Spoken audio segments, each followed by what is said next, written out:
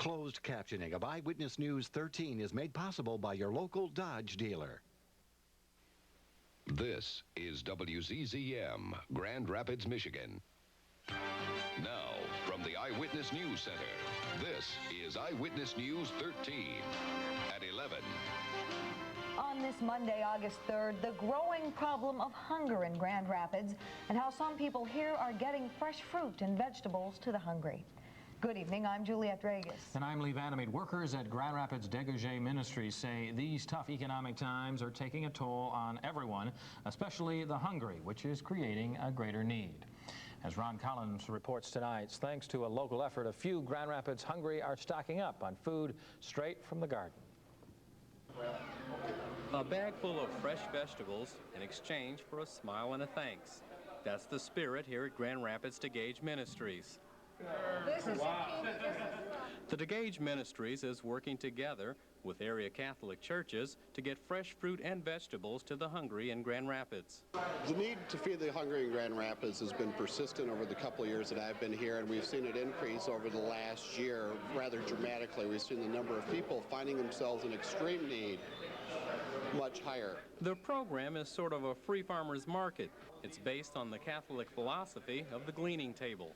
A gleaning table is sort of the idea of whoever has surplus giving what they don't need, what they cannot use, to people who do not have what they need. In this case, fresh fruits and vegetables are donated by members at area Catholic churches. The produce is then delivered to Dégagé Ministries at 10 Weston Street, where once a week it's passed out to those who need it most. What kinds of things are you getting?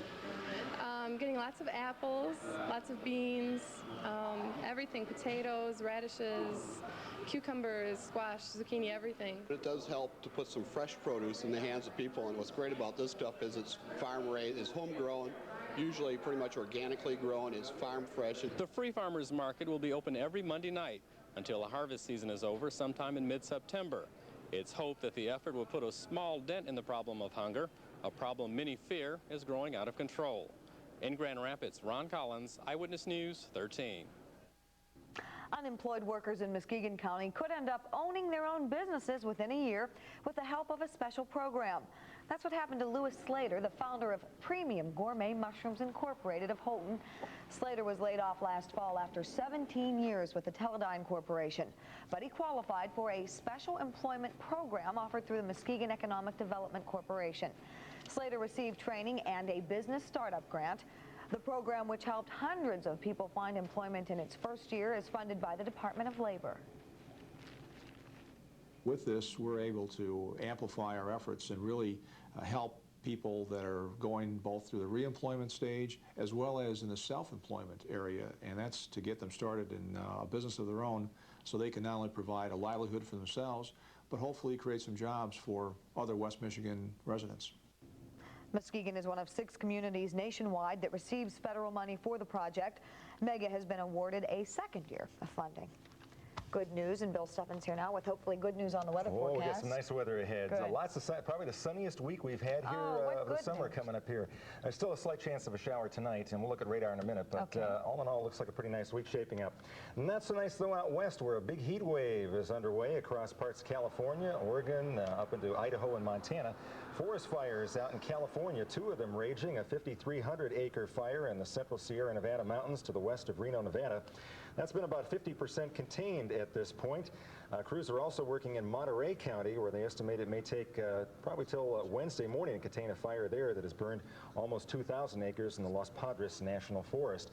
Pretty tough situation out there. Some of those fires pretty hard to get to in the mountains. They've been running a lot of helicopters back and forth, but we'll keep you posted on that and have some good details on the weather for you here in just a couple minutes. Stay with us. Thank you, Bill. Lee. In other news tonight, nearly 2,000 Marines are waiting off the coast of Kuwait, where tomorrow they'll play war games. The team organizing it all arrived in Kuwait today. Also in Kuwait are U.S. Patriot missiles. Many of the U.S. soldiers say they've never expected to find themselves in the same circumstances as they did 2 years ago with the searing desert heat and a defiant Saddam Hussein across the border. The Kuwaitis, meanwhile, are repeatedly happy and driving by the 8 Patriot missile launchers. The Bush administration continues to stress that the U.S. troops are in Kuwait only for practice. President Bush is busy here at home on the campaign trail. Speaking in Jacksonville, Florida today, the president accused Democrats of spending the last few months carping and griping and tearing down the U.S. But Bush once again stressed that he wants a clean campaign. One of his campaign managers today apologized for a statement she released yesterday, raising rumors again that Bill Clinton cheated on his wife. Clinton, meanwhile, is brushing off the statement about adultery. He says he's more upset over what the president recently said about health care. President Bush said the Democrats' ideas on health care would mean more government control and higher taxes. But Clinton says the president has no health care plan of his own, and he accused Bush of trying to spread fear about the Democrats' plans. Tomorrow is primary election day here in Michigan. Voters will be casting ballots for many different races, from congressional to drain commissioner. Polls open at 7 in the morning and close at 8 o'clock. The winners, 8 o'clock in the evening, the winners in all races will go on to the general election in November. Eyewitness News 13 will provide complete election results in our 12-county viewing area tomorrow night at 11 o'clock. Well, the Grand Rapids city manager who presided over city government during one of the most important eras in the growth and development of downtown Grand Rapids has died. Alfred H. Ripstra died Sunday of a heart attack. Ripstra served during the early 1960s when the city embarked on a massive urban development program which turned downtown from an area of rundown buildings and pool halls to a gleaming government and retail center. New expressways crisscrossed the community, and the city enjoyed a remarkable period of cooperation among business leaders, elected officials, and city management. Ripstra was a graduate of Hope College and most recently served as a vice president of Old Kent Bank. He was 70 years old. A 24-year-old pregnant Zealand woman is dead following an accident in Georgetown Township this afternoon.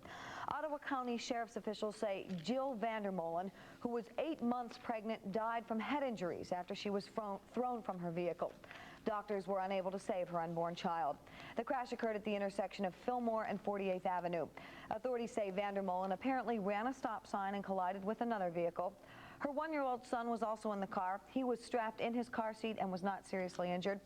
None of those in the other vehicle has life-threatening injuries. The accident remains under investigation.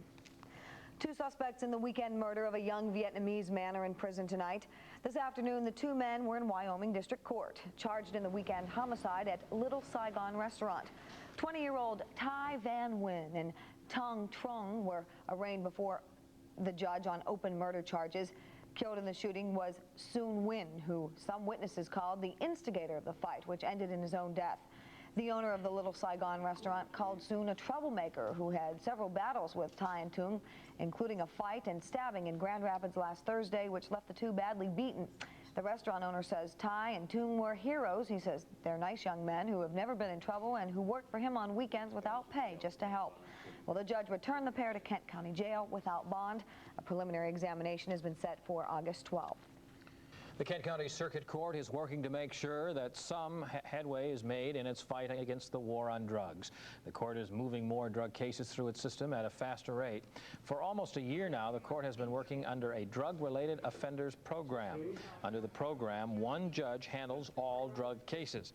The program puts the judge, the prosecutor, and the defense attorney in direct contact with each other before a defendant's case ever gets to court. Have the cases pretty well worked up before they come to the pretrial conference, so we know what the person's record is. We have a complete police report of what allegedly occurred, and we often have the vice officer right at the pretrial conference also, and so we have a very good handle on the case. The purpose of the program is to move more cases through the system faster. It's expected that because things are going so well with drug cases, other court cases could be processed in a similar way. Well, up next, Bill Steffen returns with a forecast that sounds a lot more like August weather. And then a little later, there is now more help for disabled people in the workplace. An expert was in West Michigan to talk about that, and we'll hear from him.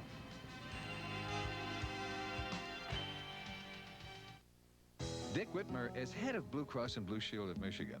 What's the best advice you could give your subscribers about holding down their health care costs? If there's one thing I would encourage our subscribers to do is when they go for medical service, the first thing they ask, do you participate with Blue Cross and Blue Shield of Michigan? And if the answer is no, I don't, ask them what it's going to cost you over and above what Blue Cross Blue Shield covers. Key question to ask your doctor, do you accept Blue Cross Blue Shield? That's correct. Do you participate with Blue Cross and Blue Shield of Michigan?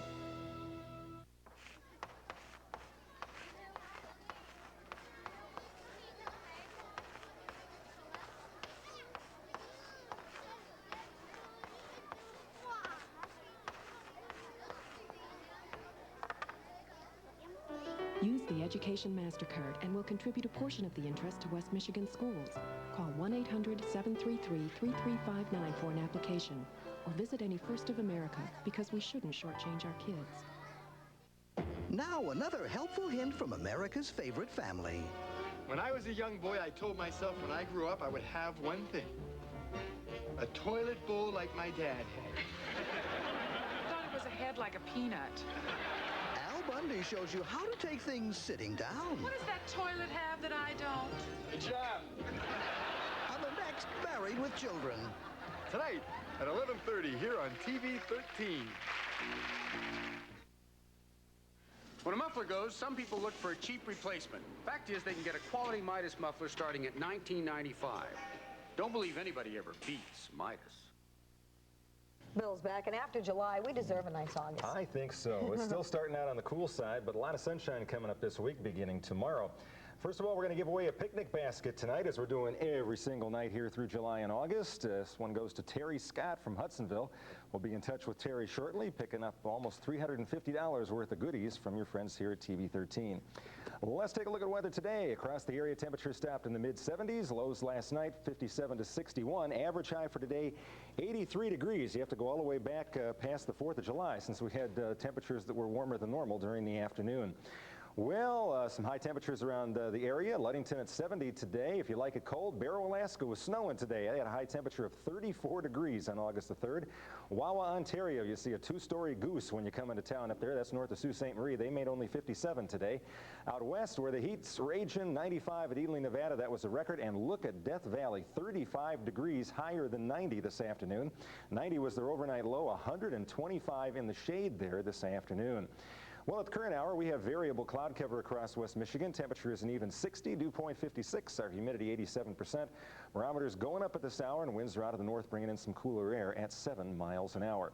Still a couple of sprinkles out on radar up around the Mount Pleasant area. These are moving off to the east. A little shower up here in Benzie County is kind of falling apart. I think most of these showers will continue to die, but there's still a slight chance that you could pick up a few drops of rain here this evening and into the night. At this hour, you can see again the coolest temperatures off to the north. It hardly got out of the 50s up here along the Lake Superior shoreline. These scattered showers are in the process of dying now that the heat of the sun is dissipated. And I think most temperatures overnight are going to sink all the way down in the low to mid 50s, so kind of a cool night for us. Off to the west of us in Wisconsin, all these places had hail today, most of it just marble size, including Madison, Green Bay, Wisconsin. Out here at York, they had considerable crop damage from hail about the size of quarters coming down this afternoon. Across the country, some big thunderstorms out in Colorado. Brighton reported wind gusts there to 64 miles an hour. Down south, some heavy rains in Florida, 2.5 inches Jacksonville, 3.5 inches down at Homestead.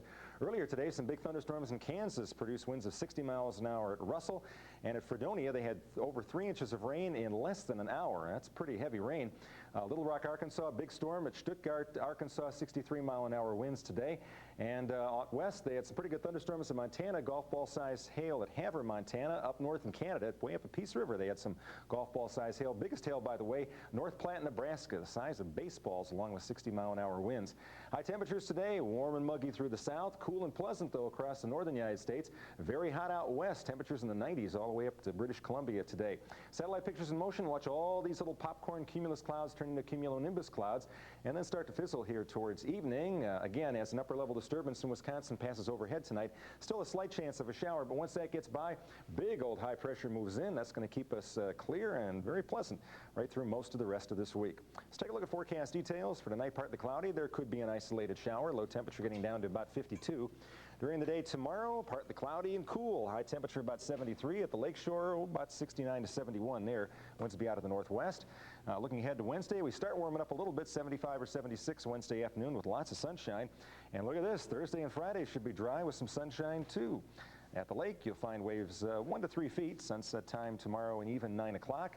At the lake, water temperature is still up around 63 to 67 degrees. That copper tone that's been gathering dust there in the closet may come out again in the next couple of days. Thanks, Bill. Well, one of the nation's foremost advocates for the disabled was in Grand Rapids today. George Covington is a special assistant to the vice president on disabilities policy. Now, he was here talking about the New Americans with Disabilities Act with a group of law enforcement officials from across the country. Now, Title I of the ADA went into effect a week ago, and it's designed to give persons with disabilities the same employment opportunities as persons without. a long time, or rather, well, Covington says the act is a long time coming. Basically, what it tries to do is to overcome those fears in people of other people with disabilities. It's intended to show that disabled people like to have an accessible house, like to have transportation so they can get to work, like to have a job, like to have access to education, and so forth. So it's intended to bring those Americans with disabilities into the mainstream. Covington says law enforcement officials face two challenges in implementing the Americans with Disabilities Act.